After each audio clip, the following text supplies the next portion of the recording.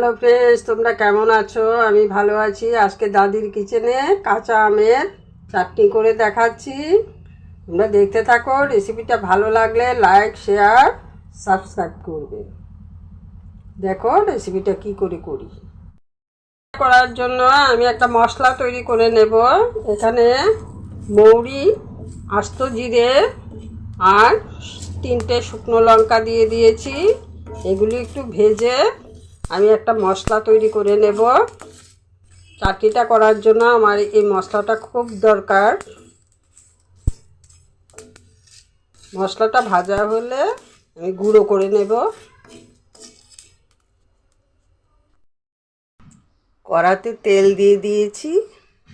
এখন শুকনো লঙ্কাগুলি ভেজে নিচ্ছি।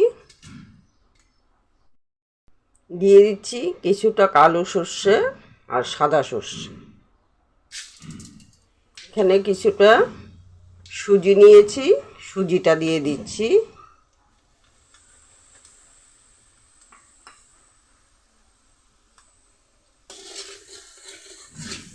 সুজিটা একটু ভেজে নেব। সুজিটা আমার ভাজা হয়ে গেছে। এখন আমি আমগুলি কেটে রেখেছিলাম, ওই আমগুলি দিয়ে দিচ্ছি।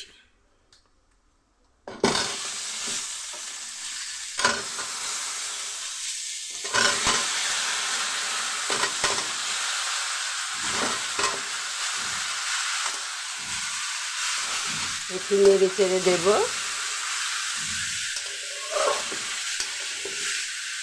এইভাবে চাটনি করে খেয়ে দেখবে, খুব টেস্টি হয়, অসাধারণ টেস্ট হয় খেতে।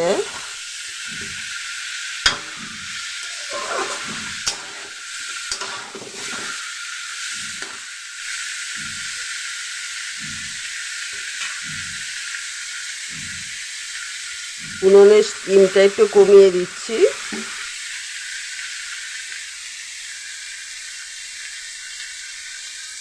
ঢাকনা দিয়ে দিচ্ছি। ঢাকনাটা তুলে নিচ্ছি। আমটা সেদ্ধ হয়ে গেছে, কিছুটা জল দিয়ে দিচ্ছি। পরিমাণ মতো নুন দিয়ে দিচ্ছি।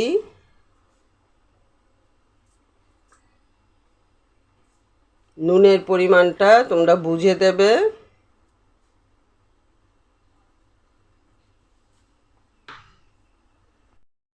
অল্প করে হলুদ গুঁড়ো,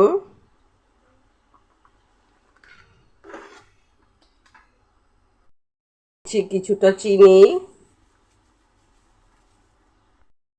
দিয়ে দিচ্ছি, কিছুটা চেরি আর কিছুটা কিশমিশ। এগুলি আমি ধুয়ে রেখেছিলাম। এখানে কিছুটা আঙুর কেটে নিয়েছি, আঙুরগুলি দিয়ে দিচ্ছি।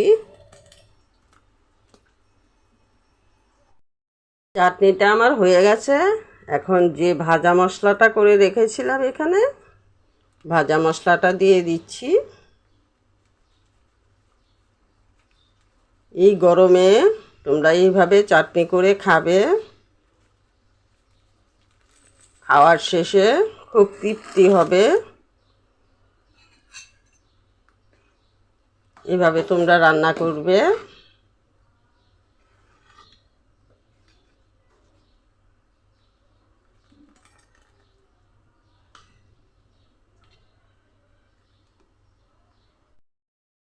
খাওয়ার শেষে এরকম একটা চাটনি পেলে আর কি চাই বলো? যা গরম পড়েছে, মন প্রাণ ভরে যাবে। খাওয়ার শেষে এরকম একটা চাটনি পেলে আর কিচ্ছুই চাই না। তোমরা এটা বানিয়ে নেবে। দেখো চাটনিটা কি সুন্দর হয়েছে। আজকের রেসিপিটা এখানেই শেষ করছি। তোমরা ভালো থেকো, সুস্থ থেকো।